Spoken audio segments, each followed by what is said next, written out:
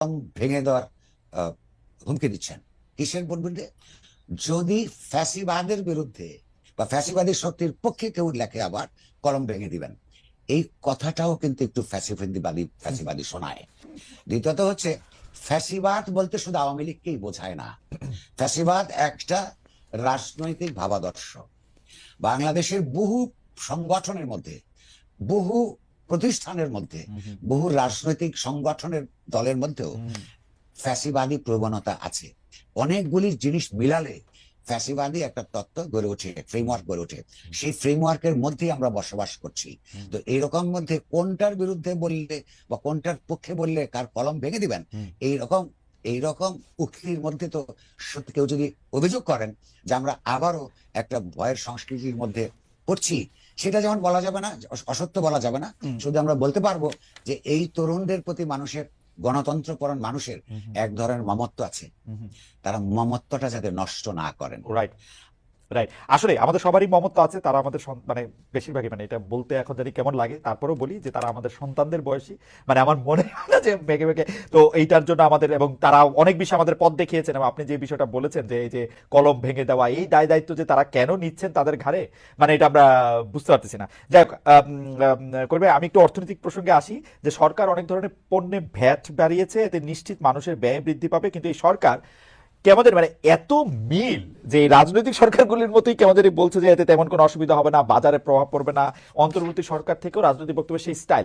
এবং এটা কারা বলছেন দেখেন, আপনিও নিশ্চয়ই খুব স্নেহই করেন, আমার খুবই প্রিয় আমার অগ্রজ শফিক ভাই বলছেন এতে বাজারে খুব প্রভাব পড়বে না, এবং এটা উনি সংবাদ ব্রিফিং এ সরকারের এই মানে কথা তিনি জানাচ্ছেন।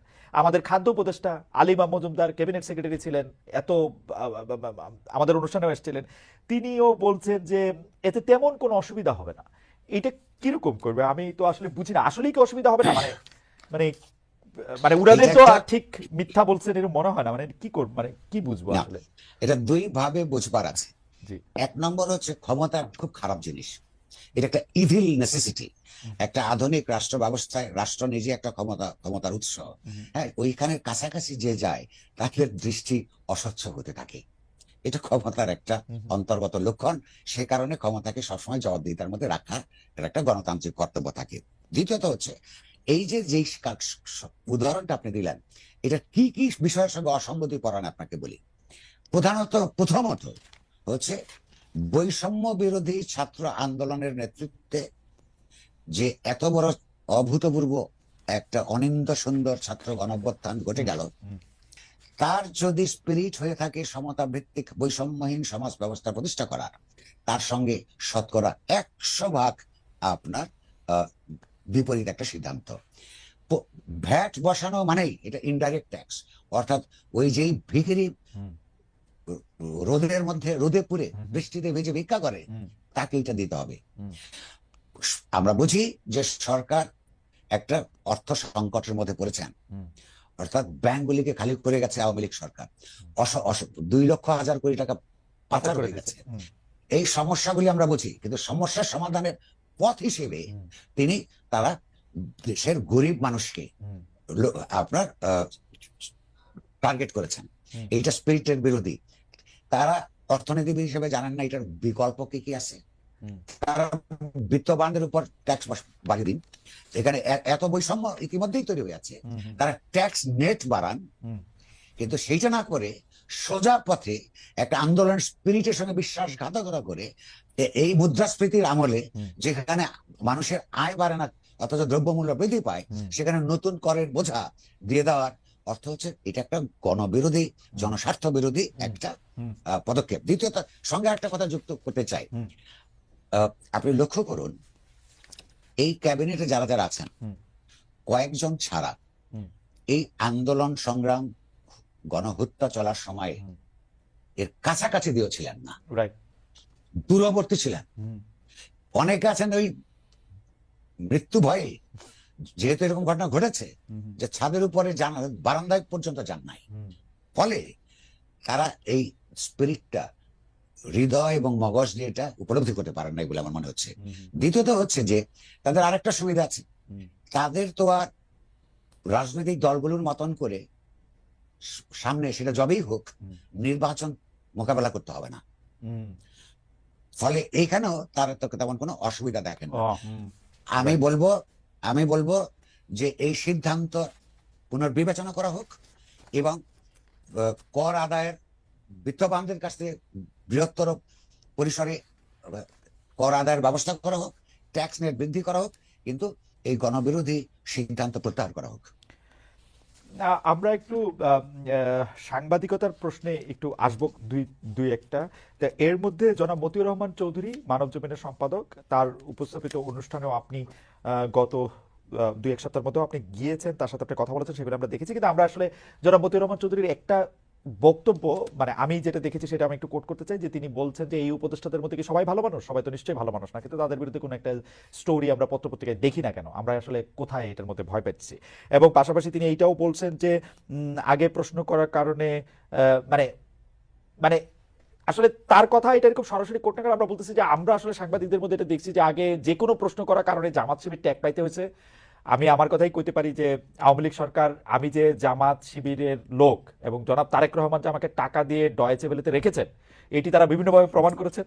এখনো প্রশ্ন করলেও এখন আওয়ামী লীগের বা ফেসিবাদের ট্যাগ, দোসর, এগুলি ট্যাগ দেওয়া হয়। আপনি এটাকে কেমন? আমি খুবই ইন্টারেস্টিং, আপনি একটা মানে আমার স্ত্রীও বলতেছিলেন যে এটা একটা খুবই অবাক ব্যাপার, যে কবির ভাইকেও এটা বলা হইতেছে যে আপনি জামায়াতে ইসলামীর আমিরের একটা মন্তব্যের ব্যাপার আপনি এটাকে বেয়াদবি বলেছিলেন, যে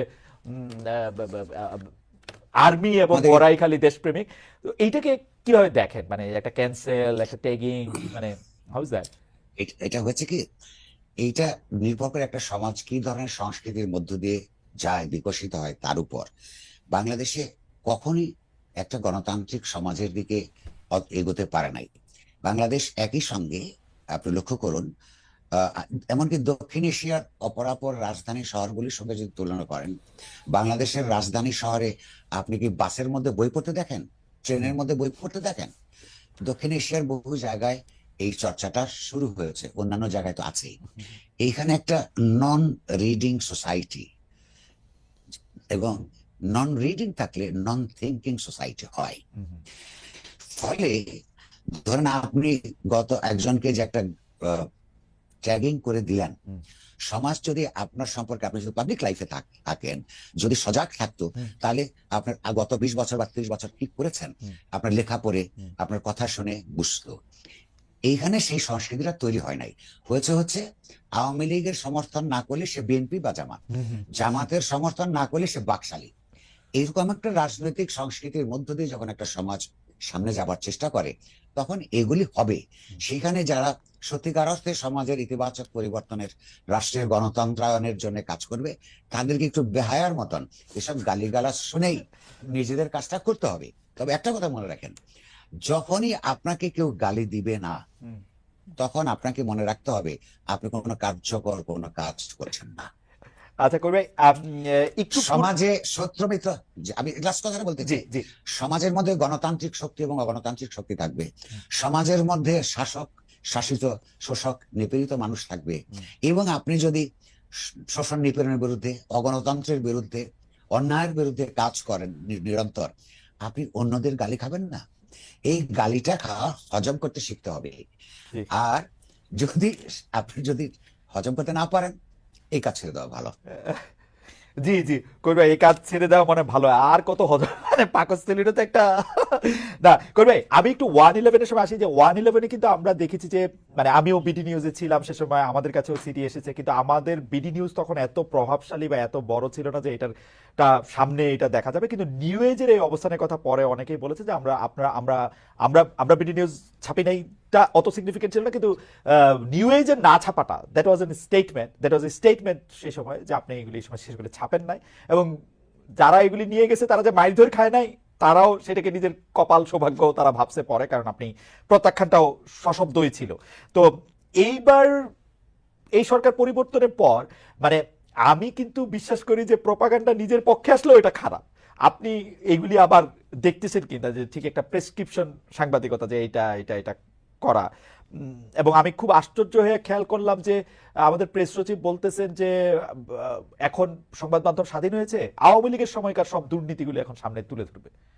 এটা বললে এখন আবার আমার স্যার আলী রিয়াজ বলবে আপনি তো ফেসিজমের পক্ষে দাঁড়া যাচ্ছে না আমি এখন করে এটা যাওয়াটা কোন জায়গায় আসলে মানে আমি তো মনে আচ্ছা, করি যে আম- মানে আমি- মানে কোশ্চেন জি, তো আমি এস্টাবলিশমেন্টকে করব, কোশ্চেন তো আর আমি একটা পলাতক দুষ্ট পতিত সরকারকে আর কেমনে করব, একটু যদি বলতেন। আচ্ছা, প্রথম কথা হচ্ছে যে আমাদের স্নেহভাজন প্রেস সেক্রেটারি যেটা বলেছেন যে এই সরকারের সময় কোনো বাধা বিঘ্ন নাই, আমি এখনো পাই নাই, কিন্তু কথাটা হচ্ছে যে প্রতিটি সরকার এই কথা বলছে। হুম। শেখ হাসিনা নিজে অসংখ্যবার প্রধানমন্ত্রী হিসেবে মিডিয়া বলেছেন যে স্বাধীন, আমাদের সময় মিডিয়া media স্বাধীন। আচ্ছা, এগুলো সব সরকারই বলে এটা। আচ্ছা, সঙ্গে স্টোনের একটা বইয়ের কথা, বইয়ের শিরোনামের কথা আপনাকে মনে করে দিই। একজন মার্কিন সাংবাদিক, 1930-এর দশকের খুব বিখ্যাত সাংবাদিক, তিনি একটা বই লিখেছেন। উনি নিজে কমিউনিস্ট ছিলেন হুম, 30-এর দশকে, 40-এর দশকে পর্যন্ত, যে অল গভর্নমেন্টস লাই। হুম, সেটা যে কোনো ভাবাদর্শের সরকারই হোক না কেন, সরকারগুলি কিছু অসত্য কথা বলে। ফলে এইটা ধরে নিয়েই আমরা সবার বক্তব্য দেখব। আর আপনার কথা একদম পরিষ্কার, আমি আপনার সঙ্গে একমত। প্রধানত আপনার এস্টাবলিশমেন্টকে প্রশ্ন করতে হবে, এটাই কাজ। তবে হ্যাঁ, আপনার ইতিমধ্যে পতিত সরকারের সময় যে সমস্ত তথ্য পাওয়া যায়নি, তথ্য পাওয়াও কিন্তু দুষ্কর ছিল। অনেকগুলি আইন করেছিল, কতগুলি আইন বিকৃত করেছিল। হ্যাঁ, ধরেন যে যারা তথ্যের তো কতগুলি সূত্র থাকে, এবং কনফ্লিক্টিং ইন্টারেস্ট থেকে আসলে তথ্যের যোগান হয়, এটা আপনি নিজেই জানেন। তারা সেই তথ্য সরবরাহ করতে ভয় পেত, আর সব তারপরে প্রকাশ করলে তো ঝামেলা ছিলই। সেগুলোর যেটা দলিল, যেমন আমাদের দেশের কি কি হয়েছিল, এটা জানার জন্য সেগুলো অবশ্যই লিখতে হবে।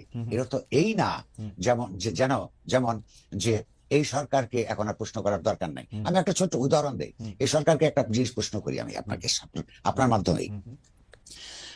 আওয়ামী লীগ সরকারের বিরুদ্ধে মানবাধিকার লঙ্ঘনের মেলা অভিযোগ ছিল। এই অভিযোগের 99% সত্য। বিরোধী দলের লোকদেরকে জেলে পুরে অনেককে আপনার প্রয়োজনীয় চিকিৎসা দেওয়ার ব্যবস্থা ছিল না। আচ্ছা, অন্যায়ভাবে অনেককে, ঘটনা ঘটে নাই তার বিরুদ্ধে মামলা করেছে এবং তার জন্য ভুগতে হয়েছে, এটা সত্য। এগুলির বিরুদ্ধে সংগ্রাম করেই তো